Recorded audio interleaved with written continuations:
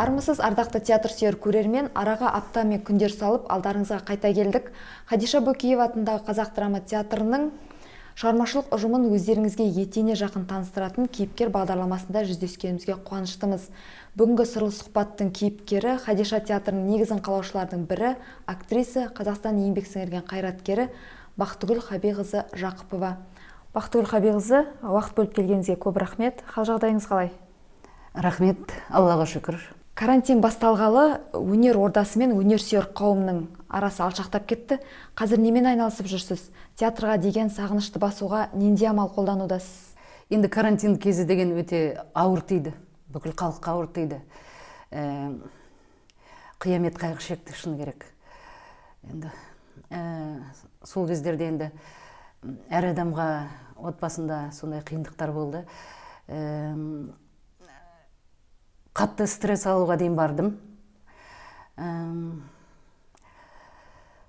Тем более творчествоның адамына үйде отырып қалған, роль ойнамай, сахнаға шықпай, халқымыздың қошеметіне бөленіп қалған адамға өте қиын екен. Сол кездерде енді адам баласы үйренеді ғой қиындыққа да. Тек жатпай сол көптеген өзім жақсы көретін программаларымды қарап, сағынышпен тағдыры тағылым тұлға деген программаны қарап, сосын Майя Бекбаеваның «Моя история» деген, «Линия жизни» деген, және көптеген сол театрлардың, Мәскеу театрларының әр спектакльдерін сол YouTube арқылы ғой енді әрине қарап, қойылымдарын көріп, жаңалықтарын естіп, салыстырма түрде, енді мен қарайтын көбіне классика болды, шыны керек. Достоевский, Островский, Горький, өте тамаша. Сіз Хадиша театрының негізін қалаған жандардың бірісіз. Келі сахнаға ғұмырыңыздың 30 жылға жуық уақытын арнадыңыз. Осы уақыт аралығында не өзгерді? Жалпы театрдың сіздің өміріңіздегі орны қандай? 1993 жылы осы Хабиболла Хабенұлы Жайық өңіріне театр ашып беріп, сондай халқымызды, көрерменімізді жарылқаған. Сол кезде апа жездемді, Амантай Сұлтанғалиев, Гүлнар апамды, ал театрға басшы болыңдар деп, құрам жинаңыздар деп, сондай сізге сәт деп батасын берген.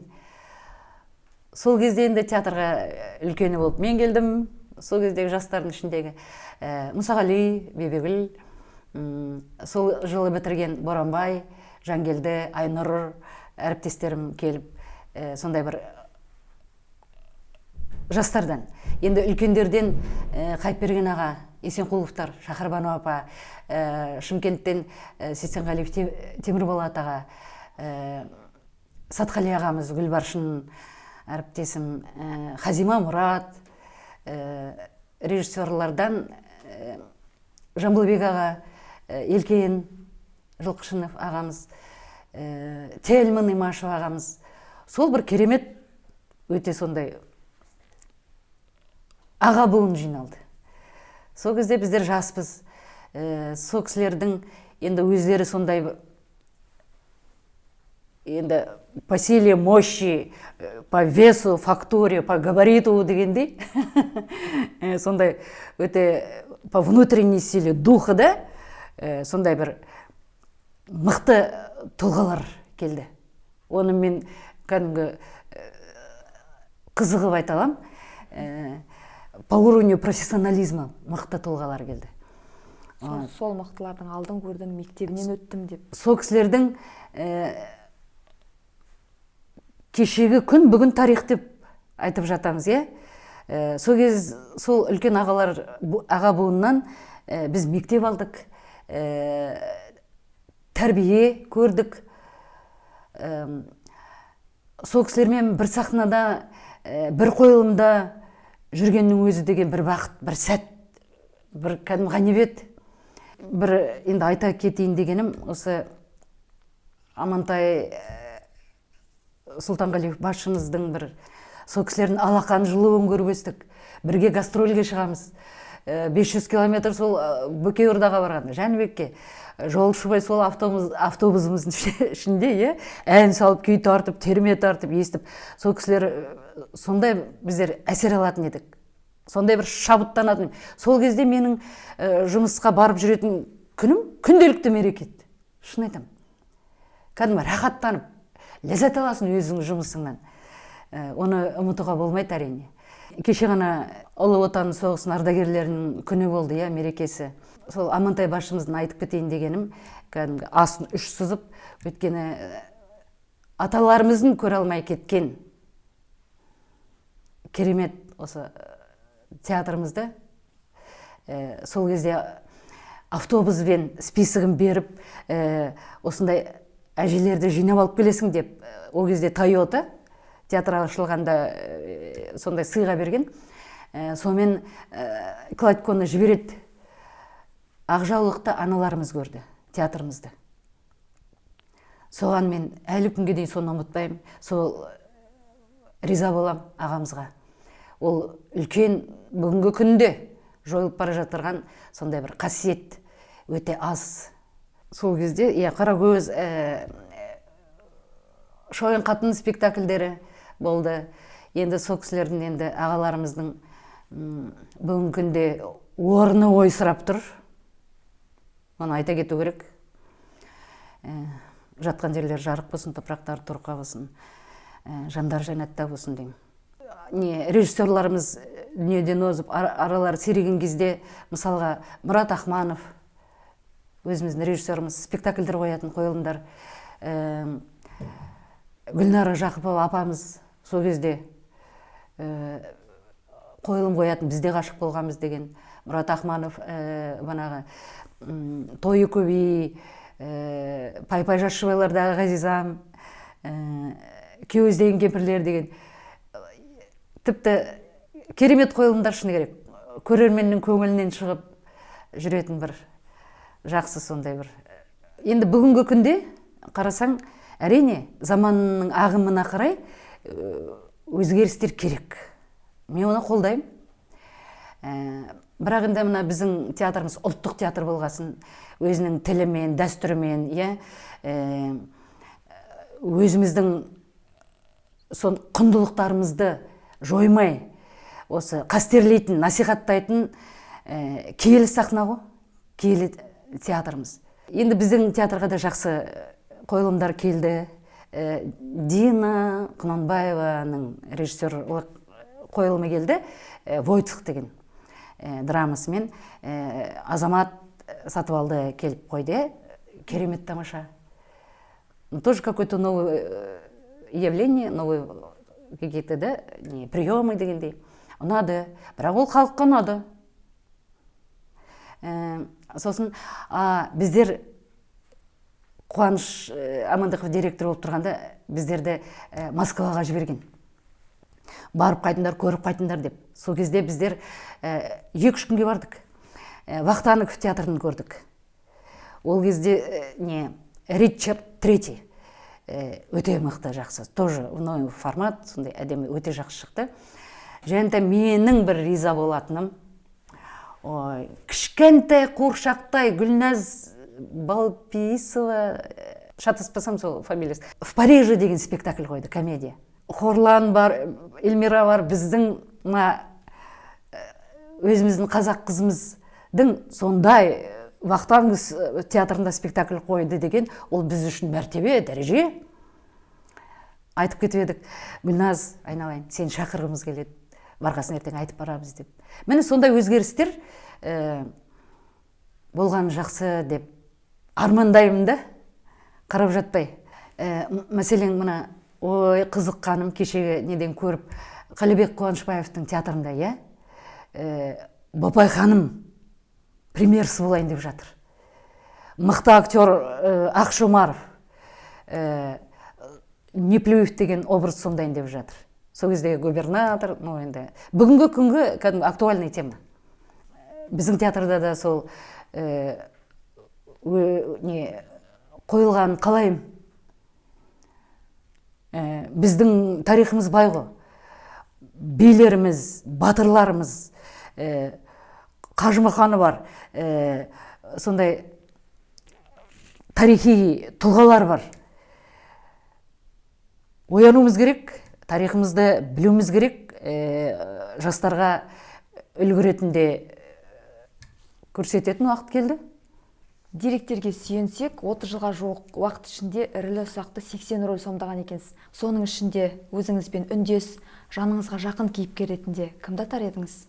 Бізде ғашық болғанымызда Фарида Майемировтың қойған спектаклі, Нұрлан Жұманиязовтың қойған Баянсыз бақ спектаклінде Анита, қандай керемет, өте өзіме ұнайтын. Мұханымның, өзімнің әріптесім, режиссерім, конкурс деген спектакль қойды.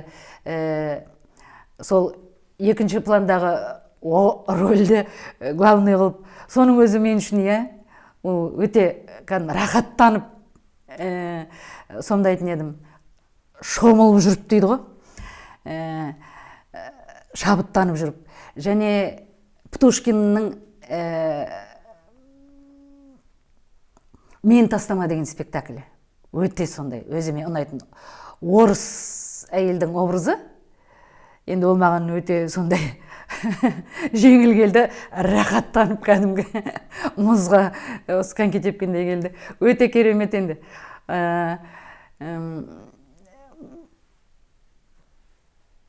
Қайыпберген ағаның спектаклінде Күшіккеу коменданттың рөлі, Бибігүл екеуміз керемет тамаша болатын. Осы соңғы кезде Самал режиссерімнің «Қысқа ғұмыр» деген спектаклін қойды. Сол кезде Василиса рөлін, Жұлдыз әріптесіміз екеуміз бір рөлді, ол жас кезін ойнайды, мен үлкейген кезін ойнаймын. Тамаша. Сол спектакльмен біздер елге бардық. Елге барғанда гастрольге. Сол кездегі Аяужан, ел адамдарына, сол клуб меңгерушілеріме, Жәнібекке барайық, Лариса, Бөкей ордасына барайық, Бесенге, Әлібек деген інілерім, өзімнің туған жерім Казталовкіме барғандағы сол өзімнің інілерімнің, Данагүл сіңілімнің халықтың қошеметімен қарсы алғандарын тік тұрып, аяқтарын ұшымен жүріп, сондай өнер адамдарын құрметтеумен қарсы алады. Ана спектакль өзі мұңлы комедия деген, әрі күлдіртіп отырып, билеп жүріп, халық жылайтын. Өте мағыналы спектакль. Әрине, мен қалай менің ертегілерімді ұмытам. Самал Қадырұлының қойған, енді ертектерде көп ойнадым әрине. Көп, біршама ертектерде. Қазіргі үлкейген кезімде ойнаған ертегімнің бірі Кім патша, мұғалім рөлі, өзімнің рөлім. Мұғалім болдым енді кезінде. Мен бұлай енді тентек рөлдерді қалайтын едім, бірақ Самал режиссерім Бақытгүл апа, сіз енді осы кірпін ойнайсыз деп соны берді. Сенімді достағы, ой, балерина қоянымшы, керемет тамаша. Кувыркаешься, и на шпагат ты садишься, да? Керемет. Аппақ қоян болып жүгіріп жүрген. 58 жаста, ойлап қара.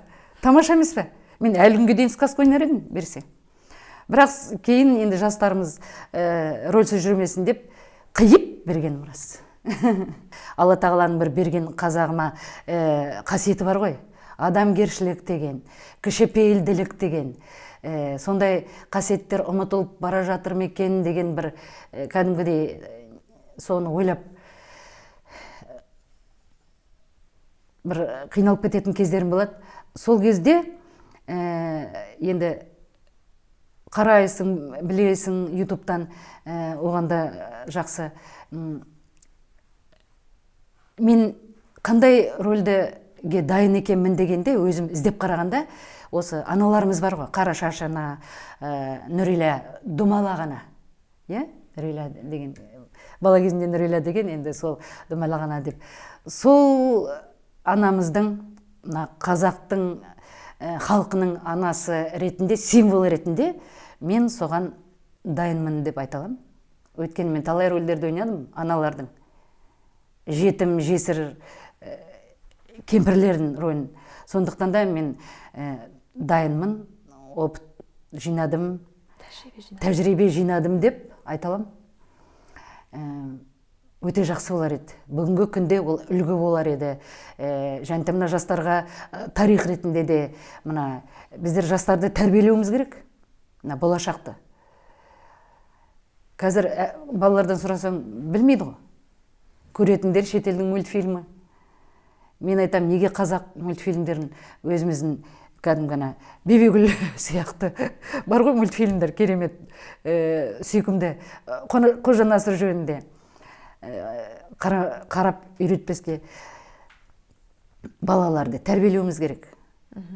Әріптестеріңіз сіздің әр рөлді зерделеп, жан-тәніңізбен дайындалатыныңызды, сондай-ақ рөлді алып шығар алдында ұйқысыз түндер өткізетініңізді жиі айтады. Осы тұста шамадан тыс жауапкершілік, өнерге деген жанкештілік жеке басыңызға зиян тигізбей ме? Өте сүйкімді сұрақ. Мен үшін өте жақсы көрем. Енді дайындықты, мен үшін дайындық ол маған шабыт береді. Рахаттанам мен, ләззат алам дайындықтан. Енді отбасында жүргенде маған жолдасым да сондай түсінікпен қарайды. Ол кезде рөлге дайындалған кезде үйде жүрем, бірақ мен жоқпын. Невидимка сияқты балаларыма, жолдасыма, өйткені ешкім де мазаламайды. Оның үстіне тамақ дайындап, өздері жуып тазалап, маған ешқандай да кедергі жасамайды. Және мен балаларымның өздері Гүлнар апасының спектаклінде бізде ғашық болғанда, сіңілім Әйгерім, балам Мұрадым Ноян әртіс болған, қатысқан әріптестерім менің. Олар бек жақсы түсінеді мені. Енді қалай дайындалатын бүкіл спектакльді айтпай ақ қойын, главный ондай рөлдерді. Мұханның қойған Шыңғыс Айтматовтағы Жәмила спектаклінде бір көрініс бар. Банағы Жәмилаға келін ретінде мен жеңгесі болып, орамал басына ілуім керек. Соған массовка ғой енді, көпшілік сахна. Соған мен бір сағат бұрын, бәлкім одан да артық ерте келем. Сол банағы орамалымды 3 қайтара тексеріп, ұшын келтіріп, камзолды мына қолға ілем, бірінші шашын артқа алам. В общем, ол мен үшін целая церемония, целая работа. Солай дайындалам, сон рахат. Енді кей кезде қасымдағы әріптесім Назгүлге айтам, ай, қайда жүрсің деп, Бақытгүл апа, әлі бір сағат бар ғой, сіз театрда жүрсіз бе дейді. Мен айтам, мен театрда, мен сен күтіп отырмын. Тез жетіп бол деп. Сол кезде бірақ уақытқа соншама үлгіреміз ғой деп айтатыны бар. Және бір шырақ жаққанда мынандай майшам алып шығамыз. Сол майшамды тексерем, спичка жана ма жанбай ма, соны тексерем дегендей, тамаша, керемет. Рахаттанам мен. Массы главный деген мен үшін жоқ, үлкенді кіші рөл деген жоқ. Сіздің қоршаған ортаға деген жанашырлығыңыздан да хабардармыз. Үнемі тұрақты түрде сенбіліктерге шығып, орман тоғайды қорғау туралы айтып, үндеу тастап жүресіз. Осының барлығы отбасыңыздан алған тәрбиенің әсері ме, әлде есейе келе қалыптасқан көзқарас па? Өте сондай тәп-тәтті сұрақ мен үшін. Бұл енді Аяужан, әрине тәрбиеден. Осы айтпайды ма? Бала отбасының айнасы деп, сондықтан да мен олына ата-анамнан алған тәрбие бала кезден қаныма сіңіп қалған. Мен өзім жайлы айтатын болсам, ондай моменттер көп болды бала кезімнен. Мен анам өте қатал кісі болды, өте таза кісі болды. Сол кезде өзім бір жапырақпын, кішкентаймын, сонда өзім шаруамын. Менің әкем айтатын, менің шаруа қызым, менің ерке қызым, тентек қызым деп, ақылды қызым деп. Енді балаға не, мақтаған сайын жұмыс істей түсесің. Сол кезде мамам айтады, тазалағанда, Бакуш, төрден тазалама, есіктің алдынан тазала. Содан кейін төрді тазалайсың деп. Сол кезде кішкентаймын, 3-4 оқимын ба, білмеймін енді, ұмытып қалдым, бірақ есімде өте қатты сақталған. Ауланы тазалап болып, үйді тазалап болып, енді мен деген мама жұмыста, мамам баратын жұмысы үйдің іргесінде біздің. Мен мамамды өте жақсы көрем. Мамамның өте сұлу, әдемі кісі, өте таза жолмен жүрсінші деген ой болып тұр ғой бала кезде. Жаңбыр жауған сол көшедегі тротуарды тазалайды екем. Жуады екем. Мына арықтағы су жиналған ғой жаңбырдан. Содан алып, тротуарды жуып, мамам таза жолмен жүрсінші деп. Сол кезде өтіп бара жатқан, кетіп бара жатырған аға апалар, әжелер айтады: "Ай, мына қыз не істеп жатыр, тентек қыз, кәнекей ішке кір, тоңдың" деп. "Қарана қолың" деген өте қызарып кеткен. Ол кез деген суық кез ау деймін сол. Күзде бекен, жаңбыр жауып көбіне сөйтіп тұратын кез. Ата-анамыз сағынамын мен. Отбасымыз, аға апаларым жиналғанда, жеңгелерім сағынышпен айтып, жылап аламыз, көзіміз, жасымыз сығып. Мен әкемнің кітабын әрқашанда құрметтеймін, жоғары ұстаймын. Әкемнің көзі мен әрқашанда қорғап, көмек беріп, әлі беріп тұрады. Кешегі қиын кезде де. Енді осындай бұл кітапты шығарған, жазған біршама адамдар бар. Өте сыйлы, құрметті ағаларым. Бижан Иманғалиев деген ағамыз сол кезде сот төрағасының басшысы, осы Оралда. Мен әкем халық соты болды ғой. Бірнеше рет сайланған, халық сайлаған. Ол кезде халық сайлайды.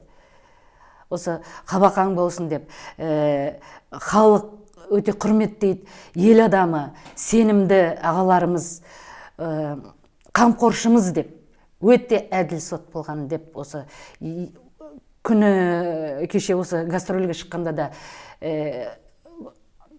бір-екі түйір қалған еді үлкен адамдардан, аталардан. Сол кісілер менің фамилиямды естігенде, Бақытгүл Жакупова Хабиқыз дегенде, атып шығып, құшақтап, жылап, еске алып, мен әкемді, мына мен көзімнен әкемді көргендей. Мәселен, Хисмет ата деген Бесен еліне бардық. Сол кезде 93-тегі ата шауып келіп, қолымды қысып тұрып, ұстап, көзіме қарап тұрып, көзінде жас толып тұр. Сол мен ойладым, мен жібермейді, ағамның қызы деп сағыныш. Мен көзімнен, мен ата-анамды сол кезді сағынғандай, мен сондай бір сезімде болдым. Жәудір ағам деп. Ал қалай, ол мен үшін мәртебе. Осындай әкемнің, анамның, Кама Ижан қызының отбасында келген дүниеге ағам, Мерболат ағам, Гүлнар апам, Төремұрат інім,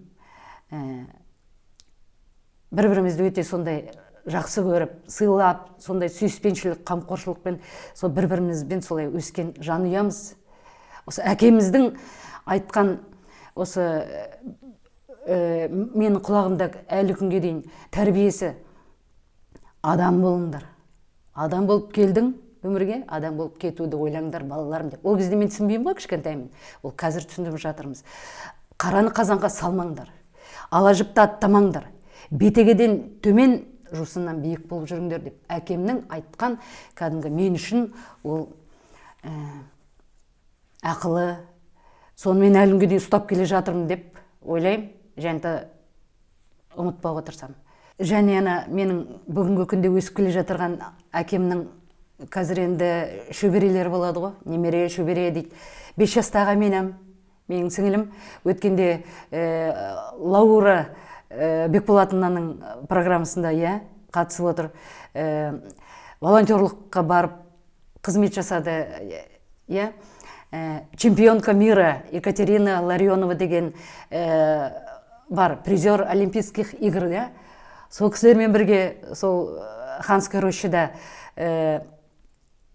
сол қоқыс қыбыры жинап, өте кәдімгі еңбектенді.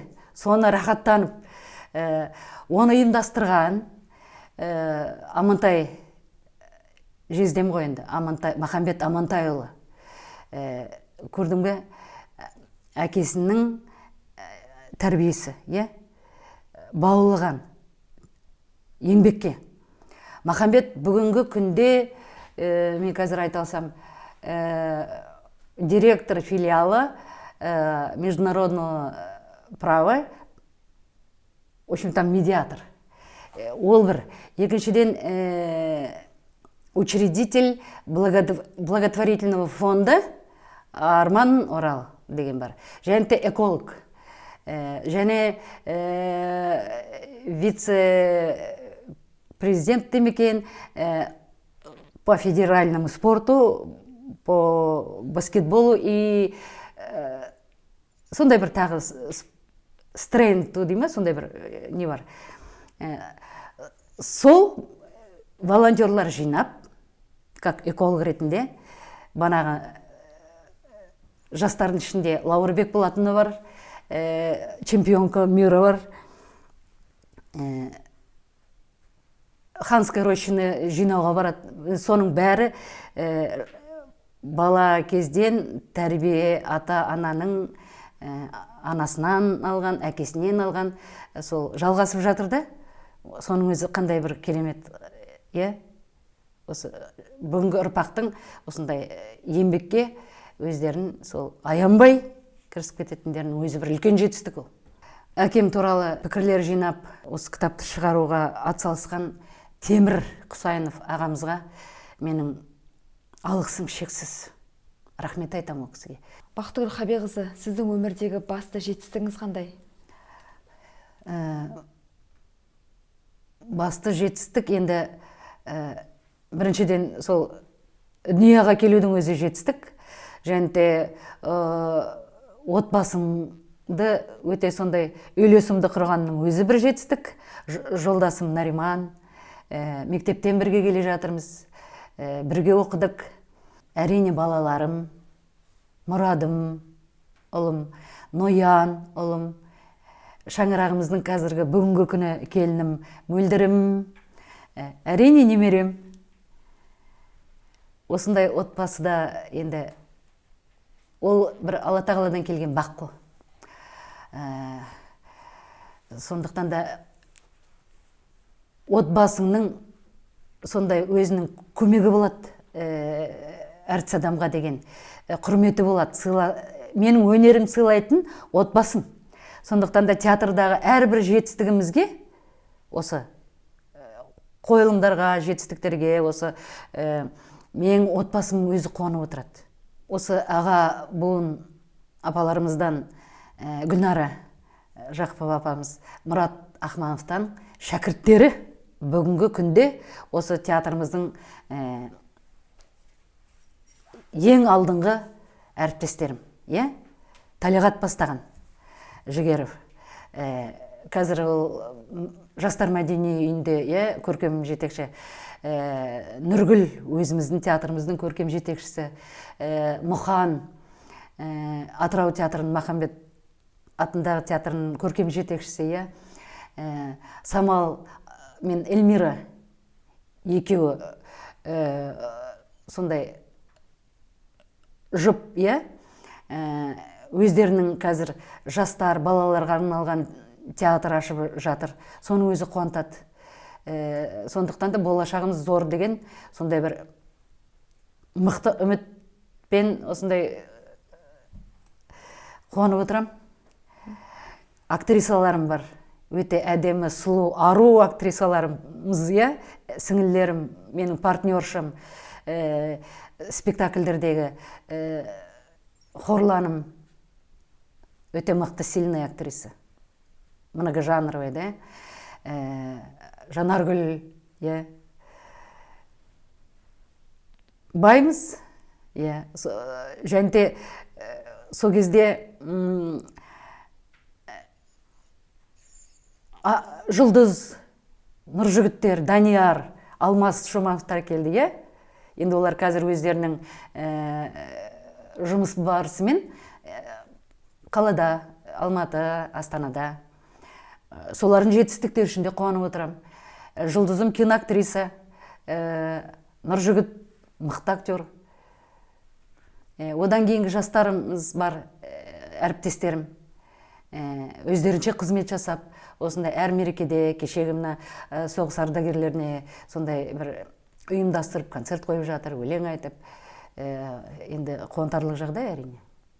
Солардың әрбір басқан қадамына, жетістігіне мен жалғыз мен емес, отбасымызбен, ағайындарымызбен қуанып отырамыз. Өйткені ол аға апаларым да осы елдің ұл қыздары, осы өңірден. Мен әрбір жақсылықты отбасылық чат болады ғой, мақтанышпен айтып, жазып отырам.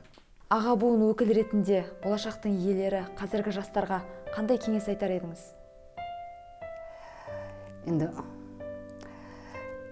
Мен енді өлеңдерді көп оқимын, жаттаймын. Сондықтан да Фариза апамыздың, Абай атамыздың өлеңдерін.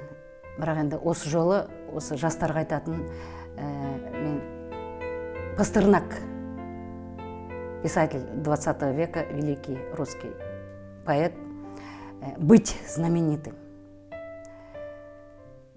Быть знаменитым некрасиво. Не это поднимает ввысь. Не надо заводить архивы и над рукописями трястись. Цель творчества – самоотдача. Ни шумиха, ни успех, позорно, ничего не знача, быть притчей на устах у всех. Надо жить без самозванства. Так жить, чтобы в конце концов привлечь к себе любовь пространства, услышать будущего зов.